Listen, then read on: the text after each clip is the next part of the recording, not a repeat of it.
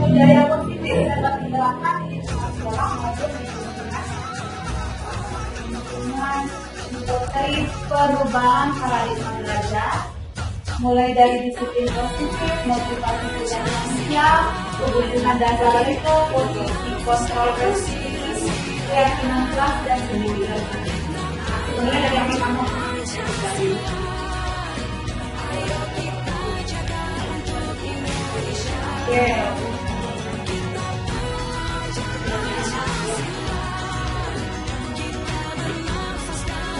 Nah, yang pertama ini perubahan paradigma belajar. Kurikulum Merdeka itu mulai dari filosofi Ki Hajar Dewantara. Nah, kartu ini dalam filosofi Ki Hajar Dewantara itu pendidikan itu harus memerdekakan manusia dari kehadiran dari pendidikan, memerdekakan manusia dan segala aspek kehidupan baik secara fisik, mental maupun spiritual anak itu. Nah, jadi oleh sebab itu pendidikan harus memperhatikan kurikulum. Jadi ada gambaran. Karena tugas siswa memberikan ruang kebebasan terhadap independensi dan dalam belajar bersifat kontekstual dan dijalankan secara individu. Jadi mulai tahu di mana jadi memerdekakan manusia. Itulah merdeka. Kita bukan harus ini merdeka tidak bisa merdeka. Tidak merdeka lagi. Oke. Nah, paradigma belajar ini loh. Nah, kalau yang nomor itu kan kita yang jadi aktifnya kan ibu di depan, bapak di depan. Tapi kalau di kurikulum kan tidak aktif. Yang jadi aktifnya itu siswa. Siswa bisa siswa tidak selalu kan. Aku perintah guru, aku perintah bapak guru, itulah yang dilaksanakan. Tetapi sekarang tidak. Bapak itu istilahnya guru itu lokasi. Memang gimana apa yang disebutkan oleh mereka, apa yang disebutkan oleh mereka,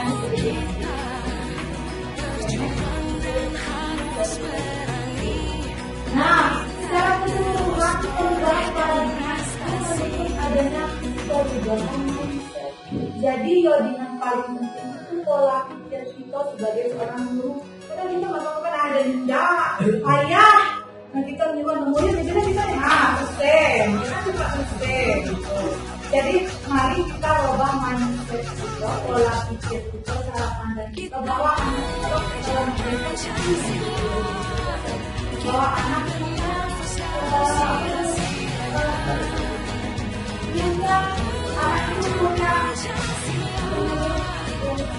punya haknya masing-masing. Oke, sebelum mulai tadi bahwa ada yang kurang, jadi paradigma yang berubah lagi kita harus mulai dari perubahan paradigma yang berubah. Kita dalam hal tidak termotivasi, setelah ini sudah termotivasi. Memang teknologi ini kalau kita tidak menjalankan itu tinggal gitu. Memang karena zamannya sekarang teknologi, apapun dari teknologi, apapun secara online, ini apapun online. Nah, kita ini dia tidak kan, apa namanya kalau mau pesan aku lewat Gojek ini, kalau kayak lagi berjanji, lagi di Padang, Gojek kayak di Padang, ambilnya belajar, apapun bisa ini boleh gunakan nanti ada pemanfaatan akun belajar. Nah sebenarnya teknologi dari akun belajar itu banyak yang bisa saking banyak itu nanti kalau kita tidak tahu kayak kita dari akun belajar dari PMM lebih banyak lagi dari akun belajar. Oke, kita masuk ke yang kedua, positif dan nilai-nilai kebenaran. Nah, apa itu sudah tadi saya menggunakan menjadi sebagai pelajaran yang mengembangkan dan mengembangkan Sekarang kita cari bentuk anak-anak. Oh, aku pernah jadi gimana caranya kita teknologi video dan cara-cara anak tidak tapi tetap dalam konteks yang nah, disiplin konsumsi juga membantu anak memahami konsekuensi dari tindakan mereka dan membantu tanggung jawab serta kepercayaan diri. Jadi, dalam penerapannya disiplin melibatkan anak dalam proses pembuatan aturan dan konsekuensi. Jadi di dalam kelas itu gimana gitu, sehingga anak merasa memiliki tanggung jawab atas tindakan yang mereka lakukan. Jadi kalau misalnya aku bareng sama orang tua Ibu Rosa, misalnya Ibu Rosa, nah Ibu Rosa Nih berusaha deh. Rosa, agama. Oh, Rosa agama. Ya benar-benar.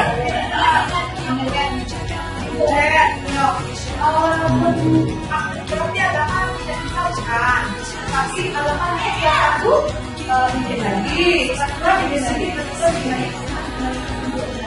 tidak perlu panjang, tidak perlu banyak, tetapi bersama-sama dengan mulai masuk.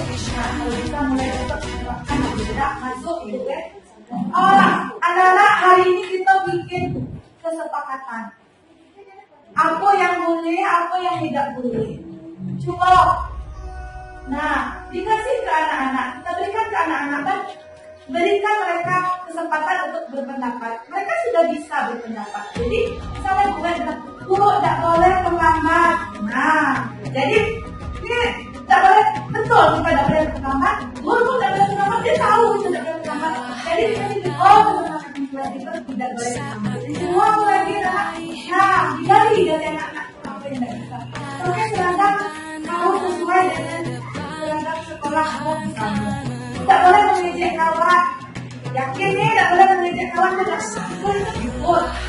sudah cukup 3 sampai hari ini hari ini cukup 3 misalnya kalau kita sudah kenal 3 pun yakin anak-anak yakin betul yang kelihatan dan kuat kalau tempel begini karena kalau walaupun yang sangat 3 cukup jadi besok kalau ada yang tidak sesuai dengan kan yang menang kan tidak cuma siswa yang menyampaikan kita libatkan nanti kalau berjuang begitu nah nilai-nilai kebajikan yang mau kita kebahagiaan anak kesehatan perawatan dari nah dalam pendidikan positif dan nilai-nilai kebajikan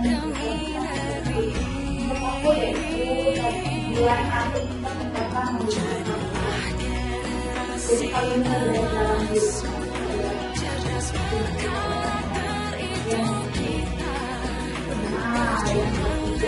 motivasi perilaku karena dari motivasi perilaku manusia adalah dorongan yang datang dari manusia dengan kesadaran atau ketidaksadaran untuk melakukan sesuatu yang berkaitan dengan kehidupan. Jadi ada tujuan kakakku dia ini karena dia tuh dia bosen di dalam hidupnya itu di sini tuh ada 3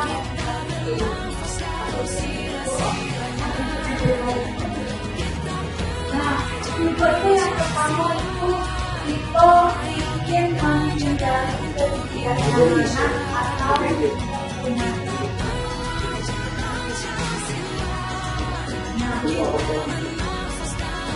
kalau kita sadari kita mulai sesuatu itu biasanya menghindari tidak nyaman ya jangan kita mau kebanyakan tapi usahakan kita lihat aku mau kata ini ibu pertama kita datang sekolah Jepang yang datang sekolah dia tidak nyaman gitu Pak Yang kedua, nanti dapat hiburan dari rumah. Nah, itu motivasi pertama kita sekolah kan? Motivasi manusia itu yang pertama. Yang kedua, itu tadi yang tidak mana-mana yang di rumah. Itu jalan kedua. Yang kedua itu untuk mendapatkan ibadah, hadiah, ujian, untuk dihargai. Jadi datang ke sekolah pagi-pagi ini motivasi kita apa? Motivasi kita biar motivasi kita apa tadi? Biar dapat ujian dari bapak sekolah. Yang kedua apa? Biar tidak terlambat terbaca di absen Android. Nah itu motivasi yang kedua dari manusia tadi. Yang pertama memang dengan tidak menggunakan ini kita dapat ujian, dapat hadiah. Anak murid kan begitu. Kita benak aku biasanya manusia anak murid kalau kita siapa yang bisa itu dua istirahat itu motivasi itu. Nah kemudian motivasi yang kedua dari manusia yang diharapkan kalau kita tahu ini motivasi mudah-mudahan kita berada di posisi yang ketiga. Motivasi yang ketiga itu adalah untuk menjadi orang yang mereka inginkan dan menghargai diri sendiri dengan nilai-nilai yang mereka yakini dan hargai. Jadi maksudnya ini motivasi yang akan membuat seseorang memiliki disiplin positif.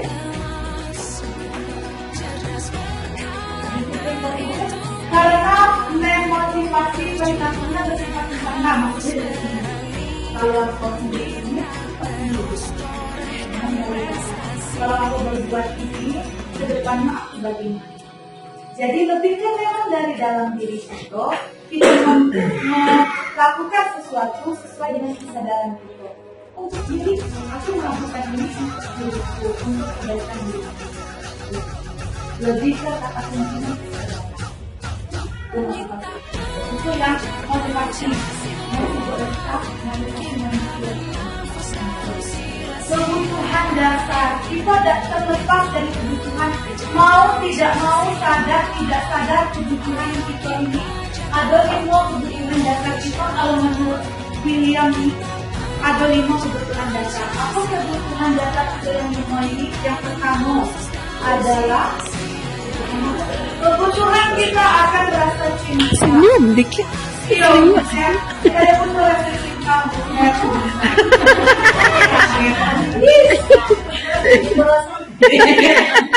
Untuk rasa cinta dan kasih sayang. Nah, kebutuhan ini berkaitan dengan kita ingin merasa dicintai. Anak murid kita seperti itu juga.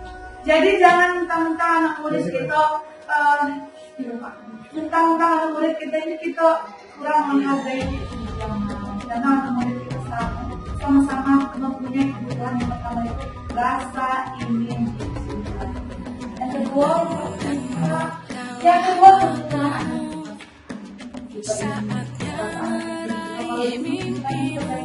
Indonesia untuk merasa memiliki kendali atas diri.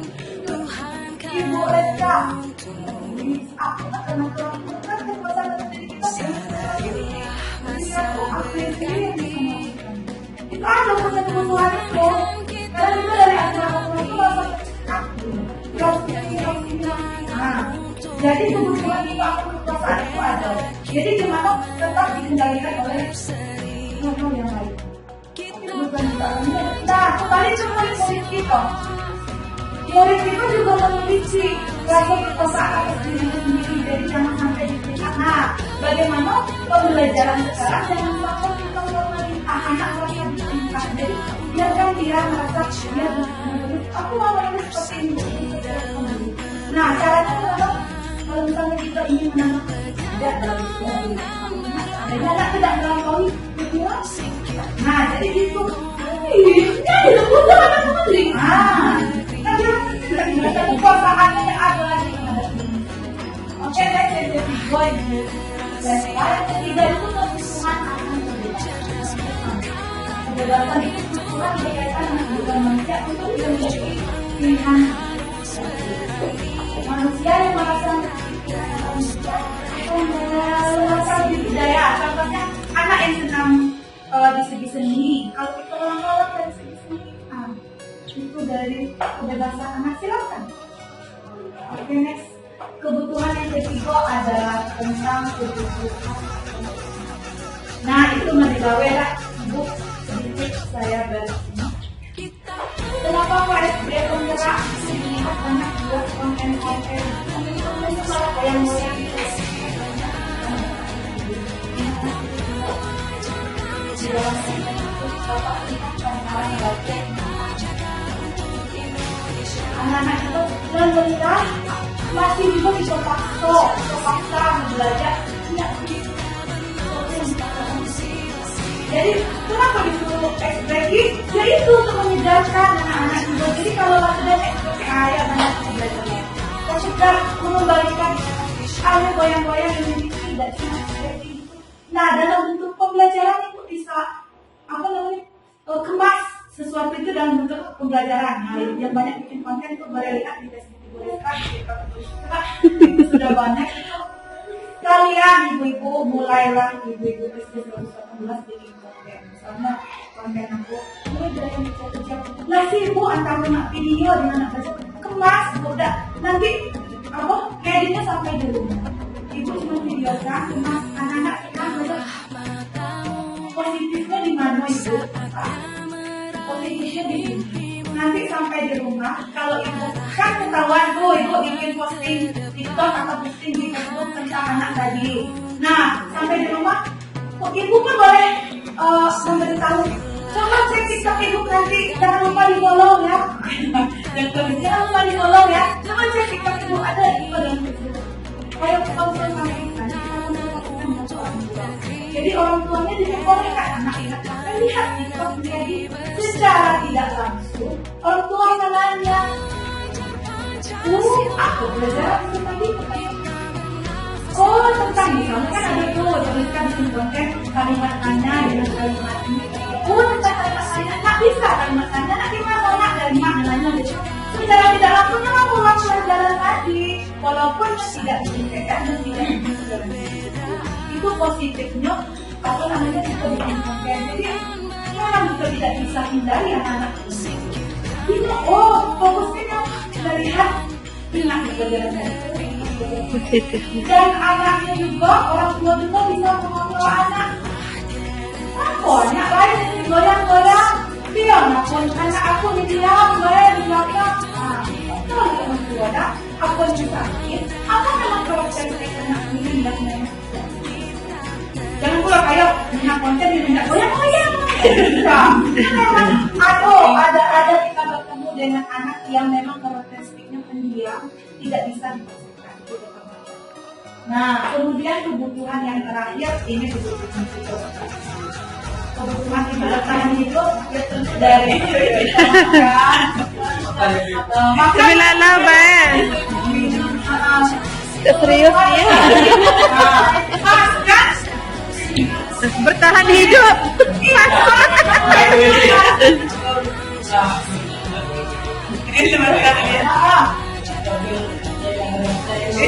Biarlah fokus Mia. Ini pas kita diterima. Jadi setelah kita acara 2 hari ini dapat boleh dikawin. Kita butuh minum. Ayo, next boleh kak? Oke, next ini bisa kita misalnya butuh hidup makan, kita bisa makan, butuh minum, butuh pakaian. Oke, next. Yang kelima, posisi kontrol restitusi. Posisi kontrol yang mana yang ingin ibu dan bapak guru berada? Posisi pertama, saya tuliskan kalau di sini posisi pertama itu adalah posisi yang ada 5 posisi. Nah, sebagai penghukum. Jadi bagaimana sebagai penghukum? Kalau nanti di SD 6 bukan saya juga, tapi yang biasanya kenal dengan ibu Maria, ya beliau memang tugas. Tapi beliau mulai menggunakan ada dari saya juga posisi mana mulai siswa adalah sadar sini, kalah bersih WC. ada membuat rasa bersalah. Aku membuat rasa bersalah. Yang bersih, tapi keras kalimat itu pedih membuat anak-anak itu merasa bersalah, tidak enakan. Nah, di posisi tiga itu ada sebagai teman. Nah, jadi misalnya Pak Romo masuk kelas 5, jadi ada anak yang enggak kelas 5. Mama biasanya mau juga lama teman benar. Jadi itu benar. Nah, itu tuh posisi teman. Jadi kita membuat siswa merasa berteman dengan kita, lalu kita tolong. Maka di posisi tidak empat ada pemantau.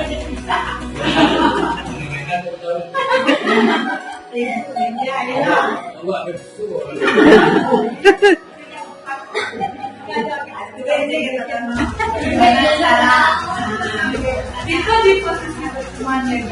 Nah, ada di posisi pemantau. Posisi pemantaunya dia semua. Kayak kontrol. Kontrol itu benar-benar tidak murid.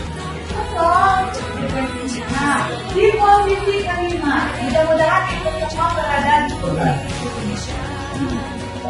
posisi kelima ini posisi manajer. Apa itu posisi manajer? Posisi manajer ini posisi kontrol, bertujuan untuk membantu murid memecahkan masalah dan mengambil tanggung jawab atas perilakunya. Nah, guru yang menerapkan posisi kontrol ini akan membantu murid untuk menemukan solusi dari permasalahan yang dihadapi oleh murid itu sendiri. Guru bisa menjadi seorang manajer bagi murid. Next, maksudnya gini, Bu. Kalau sebagai manajer, kita itu manajer itu kayak tamu baik-baik. Caranya menggunakan segitiga restitusi kalau murid yang bermasalah. Gimana caranya? Sabar, Bu. Yang bermasalah bagaimana caranya? Sekarang itu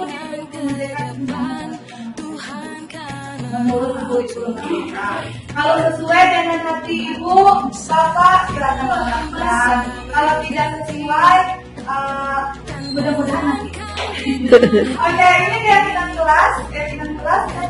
Nah, keyakinan kelas sudah tadi saya jelaskan, mulai kita libatkan anak murid kita, bagaimana caranya bisa membuat keyakinan kelas kita tempel di dinding. Kalau sesuatu terjadi itu nanti kita sudah sadar kalau tidak membuat kesalahan yang kita jadikan sebuah keyakinan. Oke,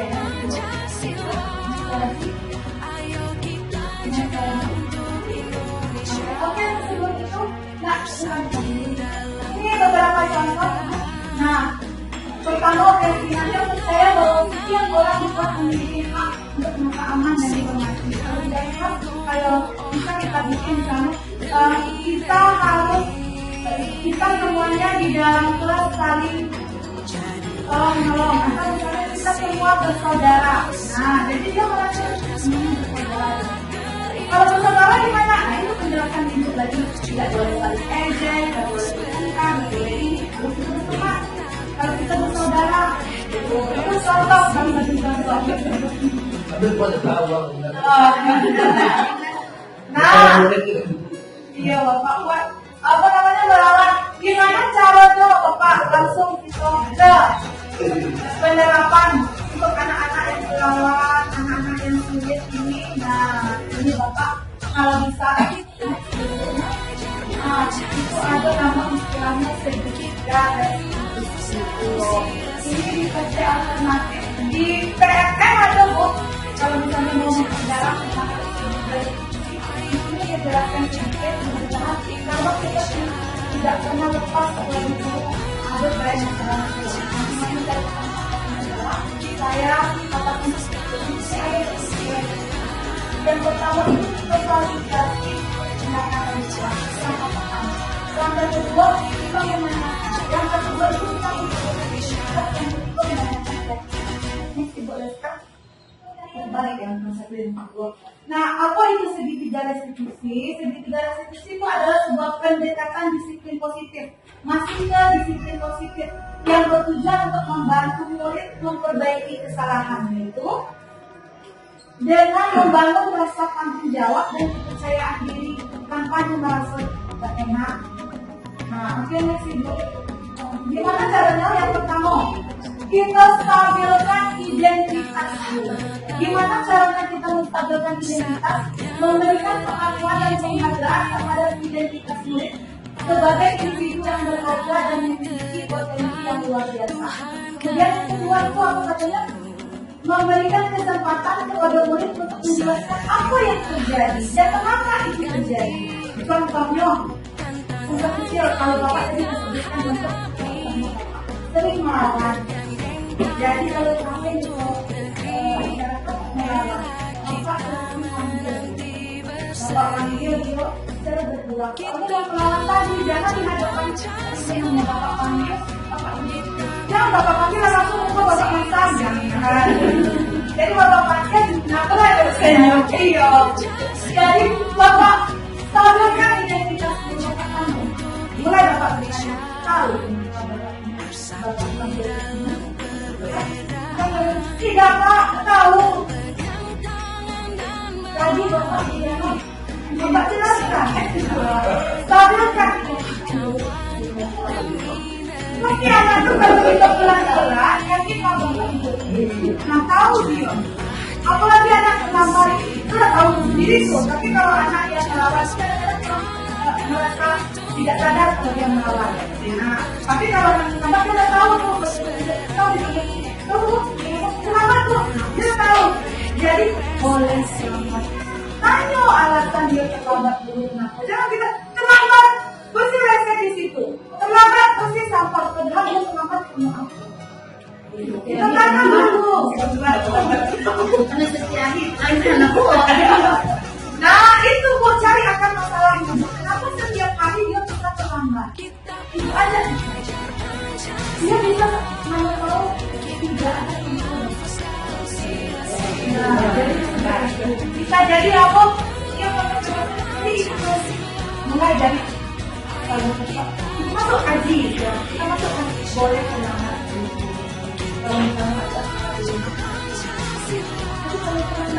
Boleh tidak? Kembalikan ke dia.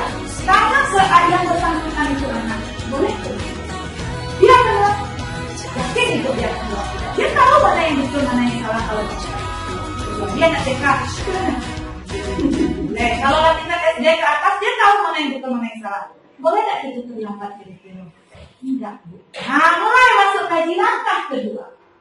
Validasi tindakan yang salah. Tadi menstabilkan stabil identitas ini kan terlambat. Dia tahu tapi, nah stabil itu lah. Tapi masih pelan-pelan gitu. Terus validasi tindakan yang salah. Di situ ibu memasukkan.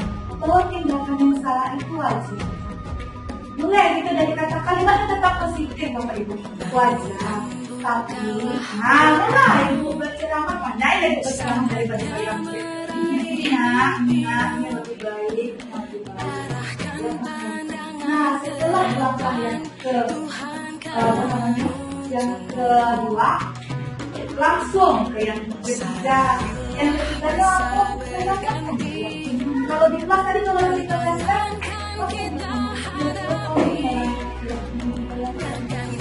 yang sepoin itu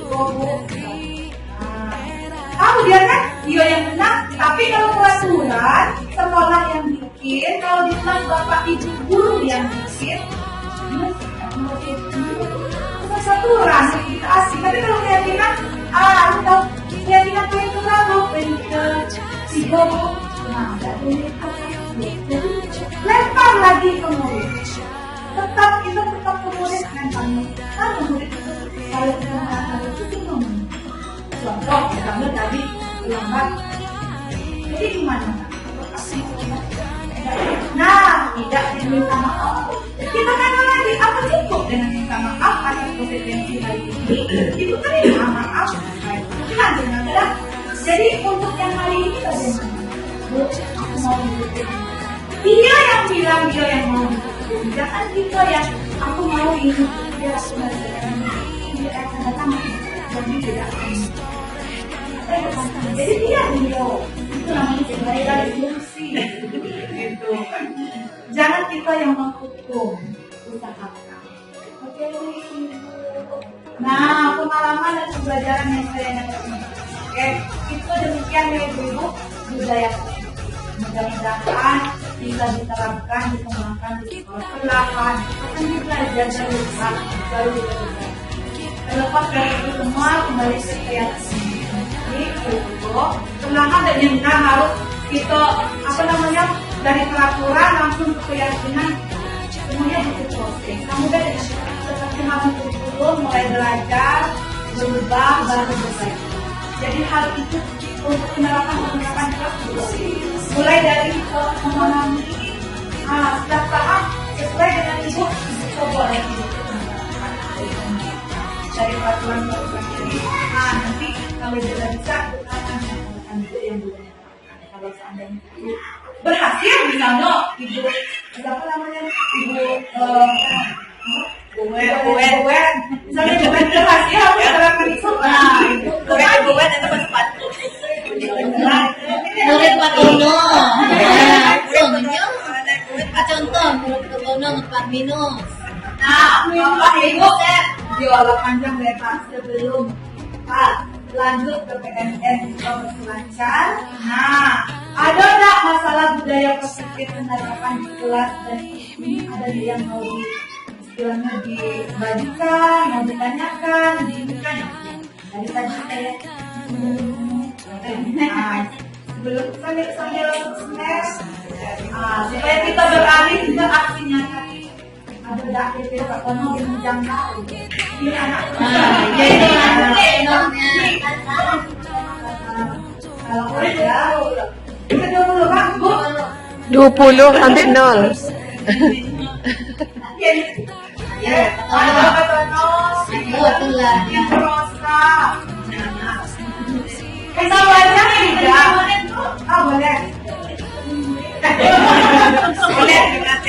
tidak boleh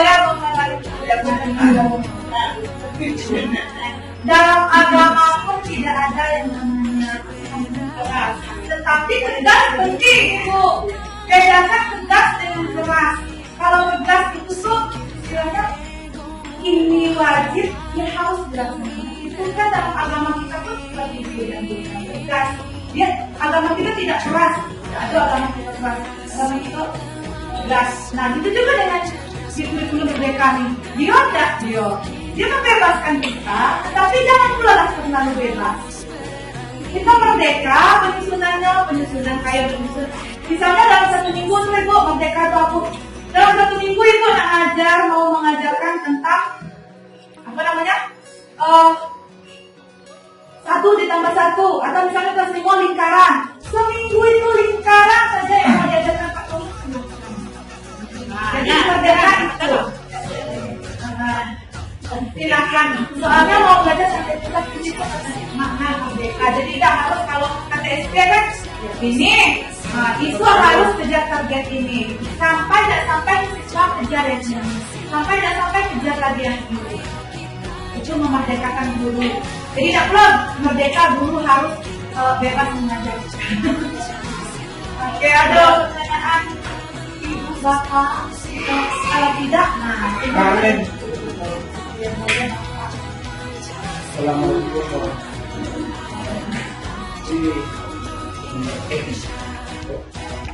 Ini sebenarnya kami SD Tonggak ini ada 2 orang dari kami itu Sumbar itu kami sebenarnya ada kewalahan di sekolah, datang sekolah masuk sebentar keluar. Kalau di sekolah ini kami contoh dilaku kadang-kadang menjarah pas anak kelas 1, 2 dasarnya. Baik kalau ada lawan bisa membuat. jadi kalau ada lawan baik. Jadi ini sekolah banyak masukan tentang elektronik jangan lupa. Justru dunia itu ada materi kita. Jalan, ada yang sedikit, tapi ini kamu akan dia mandi ke apa ini mau jadi ini malah ada depan. Terima kasih Bapak. Nah, ini permasalahan tingkat istilahnya kalau penyakit ini lah monyet. Kalau penyakit lama akan dirayu masalahnya tidak cuma satu dua tiga. Nah, kembali ke tadi. Kalau seandainya Bapak ingin mencoba terapkan yang namanya dari sebelum Bapak menerapkan butuh pemahaman dulu bahwa yang pertama kadang-kadang anak itu dan ada faktor anaknya masih kembali ini ataupun memang tidak bisa mengerti ya ini menurut pendapat saya apa permasalahan anak ini apakah dia orang tuanya di mana kadang-kadang anak ini berasal dari rumah. Anak yang seperti itu kalau tidak ada lagi masalahnya sudah banyak biasanya yang kan tadi sudah ada 5 kebutuhan tidak terpenuhi. Kebutuhan anak ini yang saya buat ini yang ada harus diberikan kadang ada yang tidak terpenuhi kalau lah mandanya. Jadi memang kalau aku bukan yang harus memiliki kita sebagai pihak harus bekerja sama. Lalu orang tua menitipkan anak ke sekolah harus berkat sebelumnya. Nah, solusi dari menurut pendapat saya yang pertama, Bapak kalau panggil wali. Wali itu adalah seperti Itu juga. yang hari ini bagaimana? Nah, hari dari guru. Walang beban loh gitu. Jadi kalau seperti itu masalah tidak bisa dikembali. Nah, Bapak coba kalau memang masih menginginkan anak itu berobat, Bapak panggil anak. Bapak coba misalnya siapa gantian Bapak ini masalah ini tidak bisa diucapkan secara singkat dan waktu sekejap perlahan Bapak panggil. Jadi bisa jadi kalau menurut aku saran pertama Bapak yang panggil selalu pulang. Setelah Bapak panggil, Ibu, nah ajak berbicara baik. Saya yakin Pak bisa karena sudah pernah melihat. Jadi dengan kuasa seperti itu. Setelah Bapak tanya dia tadi tahu itu salah, validasi masalah ini buat itu boleh kan? Tahu Bapak kemudian mulai Bapak boleh nggak? Boleh nggak? Besarnya mau nah kalau masih jangan kalau masalah langsungnya seperti itu jangan Bapak bermisi seminggu hanya berubah tapi bermanfaat dan cara yang lainnya setelah Bapak tidak mungkin tanggung jawab itu dibebankan cuma kepada Bapak ke sekolah semuanya dulu kalau seandainya ibu setiap ada jam uang ibu saya ini buat ibu saya di bagus nih buat ibu Rosa masih ada ini kan ada sedang panggil anak jadi hari ini yang pertama ibu dapat ibu nah bisa dapat pelatihan dari pelatihan bicara dari tapi kalau memang ada dengan mungkin berita dengan wali kita anak yang kedua ini kadang-kadang saking kewalahannya dibilang pulang saking kewalahan tapi itu kalau memang ada minat dan bersama berkolaborasi nah supaya anak-anak ini alangkah bangganya Bapak Ibu alangkah berapa pahala yang kita ambil masalah dari ini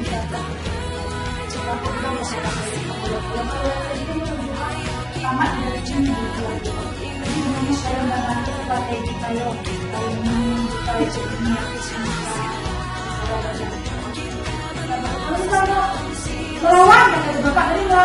dia melawannya. Bapak yang mengurus dana. Gimana memang anak itu kembalikan anak itu dengan kodratnya. Jadi mudah-mudahan dia bisa berubah, bukan kodrat seperti itu, sebab memang kebutuhan anak tadi itu ada yang tidak terpenuhi. Mungkin kasih sayang tidak ada, bapak ada juga dari perhatian. Amin. Yang kedua mungkin dari kebutuhan mereka. Kadang-kadang mereka kebutuhan yang lebih kuat, Pak. Dari segi makan dia sampai beli makanan, dia tidak dapat di rumah kebutuhannya. Tapi kalau misalnya anak itu saya dibaginya dia tidak bisa itu kebutuhannya tidak terpenuhi, kita dikasih tidak mau. Tapi ini dia mengusahakan dia dapat. Ya bapak, esek dan itu semua. Mudah-mudahan dia bekerja sama, harapkan usahanya apa pahala bapak yang begitu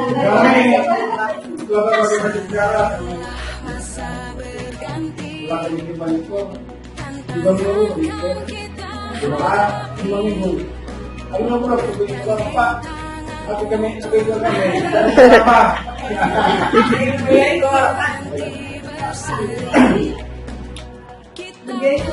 kalau kita tapi tadi dia yang jadi kamu mau dia yang ngatur jadi sadar gitu. Tapi kalau kita yang tenang, ada anak yang seperti itu ada di SD di sana juga gitu. Tetap anak yang tidak membuat PR didenda 2.000 dari rumah tidak dari 2.000 bukan mau bikin PR. Itulah cantik anak-anak yang dia cantik. Jadi bagaimana seorang ibu yang mungkin yang dibebaskan jangan pulau gitu videonya bisa pulau itu banyak bisa guru dengan ketapel guru diajukan ke apa namanya dituntut tahun untuk biaya denda sekian bayaran disuruh sholat kalau kita pikir disuruh sholat anak kita nah itu beda pendidikan ini dengan zaman dulu jadi Kepala Merdeka menyelaraskan jadi dulu ya kalau memang sebatang kita pelajaran kita 1, 2, 3, 4, 5 bahkan hanya tidak juga ya kewajiban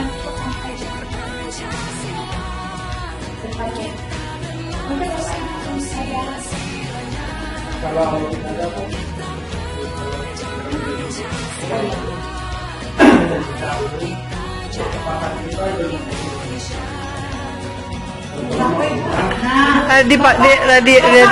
diterapkan. Menyelaraskan jadi ditanya dulu. sebelum dia 4 bulan